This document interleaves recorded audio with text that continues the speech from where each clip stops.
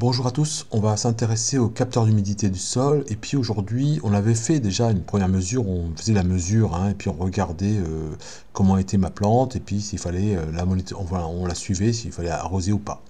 Ensuite on s'était intéressé à se dire si on faisait un enregistrement de l'humidité et puis comme ça on pourrait après afficher ça sous forme d'un graphique. C'est ce qu'on avait fait la précédente vidéo, sauf qu'on n'avait pas des dates. Alors aujourd'hui, on va s'intéresser à la suite si on mettait des dates et puis surtout si on arrivait à les voir sur mon graphique les dates.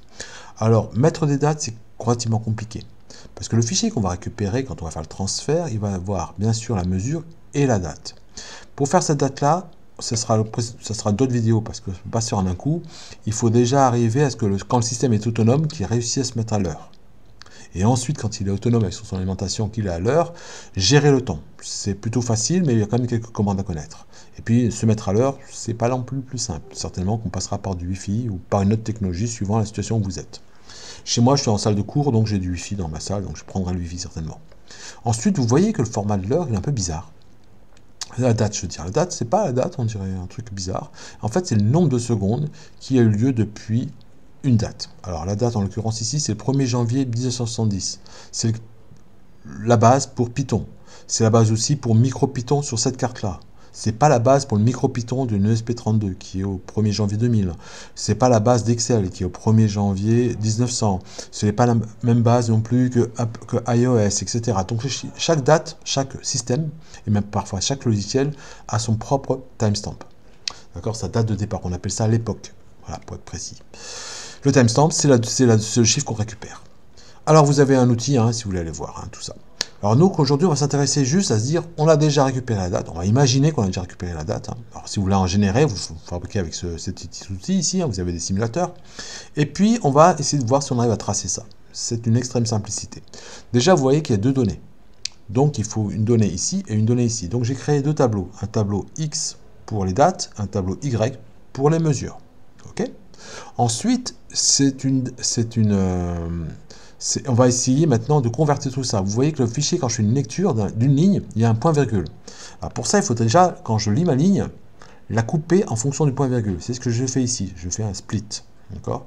Quand je récupère ici ligne split, elle est simplement coupée en deux morceaux, puisqu'on avait deux morceaux.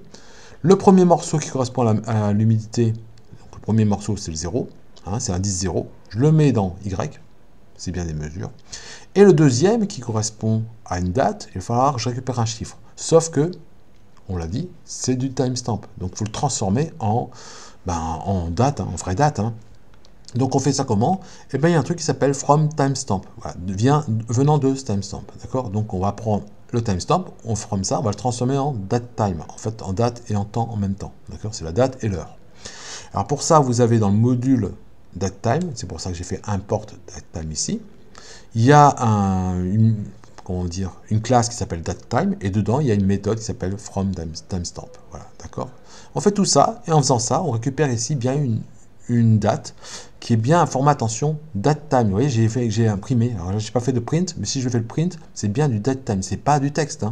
C'est vraiment du datetime. Le format il est comme ça à l'intérieur. C'est un peu bizarre. Une fois que vous avez fait ça, donc c'est un format très particulier, le datetime. C'est pas un format comme du texte ou comme un nombre.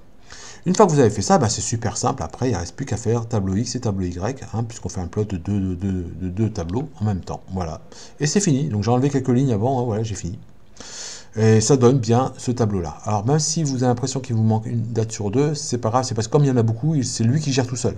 Il gère les dates en fonction de ce que vous avez fait. Mais si je fais un zoom, je verrai bien la date qui me manque. Donc ici, je gère ça tout seul, vous n'allez pas vous en occuper. Si je fais un zoom, je verrai bien le 22, par exemple, qui manque, qui n'apparaît pas ici. Même les heures, on pourra les voir au fur et à mesure. Si on zoome encore, on pourra avoir des heures, etc. Tout est géré automatiquement par PyPlot, que j'ai installé aussi au départ. Voilà, j'ai fini pour cette vidéo et ça me permettra de faire ça. La suite, la prochaine vidéo, ça sera mettre le Wi-Fi là-dessus, super simple. Et ensuite, mettre à l'heure, on utilisera certainement le protocole NTP. Voilà, fin de cette vidéo.